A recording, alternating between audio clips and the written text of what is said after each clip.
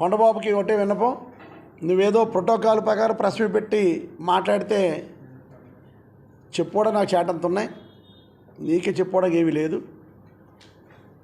కనుక ప్రజల్లో దోపిడీ చేసి లంచాలతో మరిగి ఒక్క డెవలప్మెంట్ ప్రాజెక్ట్ కూడా ఆలోచించి డెవలప్మెంట్ ప్రాజెక్ట్ గురించి కూడా ఎప్పుడు ఆలోచించకుండా ఉంటూ నీ పబ్బం గడుపుకున్నావు.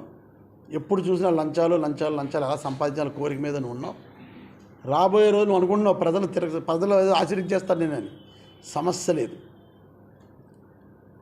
సర్వేలు చేయించుకున్నారు మీ పార్టీ వాళ్ళు అందరూ కూడా. తెలుసుకో, నేను ప్రజల్లోకి ఎంత ధైర్యంగా వెళ్తున్నామంటే పనులు చేసినా కాబట్టి వెళ్తాను. ఎప్పుడన్నా నువ్వు ఇలా తిరిగావా? ఇంటింటికి తిరగగలిగావా? ఈరోజు ధైర్యంగా ఇంటింటికి తిరుగుతున్నామంటే పనులు చేసా కాబట్టి తిరుగుతున్నాం అని సందర్భంగా కొండబాబు తెలియజేసుకుంటాను. మున్సిపాలిటీ సిస్టమ్ ఏంటో అసలు తెలుసా? చంద్రబాబు నాయుడు వచ్చినప్పుడు నేను తరలించామంటున్నారు. చంద్రబాబు నాయుడు వచ్చినప్పుడు జన్మభూమి వారోత్సవాలను జరిగి తెలుసా మీకు? చిన్నపిల్లలు అంటారు అప్పుడు మీరు ఎక్కడితో ఉంటారు నా ఉద్దేశం. జన్మభూమి వారోత్సవాలను జరిగినప్పుడు చిన్న పిల్లల్ని, స్కూల్ పిల్లల్ని ఎండలో పెట్టి మానవహారాలు తయారు చేయించేవాడు చంద్రబాబు నాయుడు.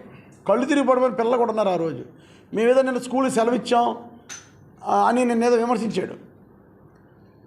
అవసరం అయితే తీసుకుంటాం, సెలవిస్తాం. ఆ సెలవుని ఆదివారం పెట్టి కంటిన్యూ చేసుకుంటారు. స్కూల్ వాళ్ళు ఏమి కోర్సు ఏమి నష్టపోరు పిల్లలేమి.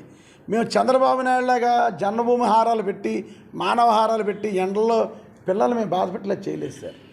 పెన్షన్లకి ఇంటికి పంపిస్తున్నాం ముసలి వాళ్ళకి. అదే తప్పితే చంద్రబాబు నాయుడు లైన్లో పెట్టి పెన్షన్లను మేము బాధ పెట్టలేదు. ఓకే, ఏదైనా ఇందాక పవన్ కళ్యాణ్ అడిగారు, ఎవరు వచ్చినా రెడీగా ఉన్నాను.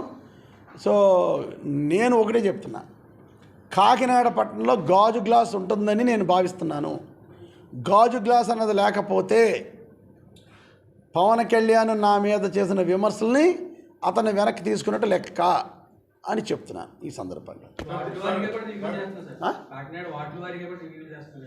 ఎన్ని చేసుకున్నా ఓడిస్తాను, ఎవరు వచ్చినా ఓడిస్తాం, అందులో డౌట్ లేదు.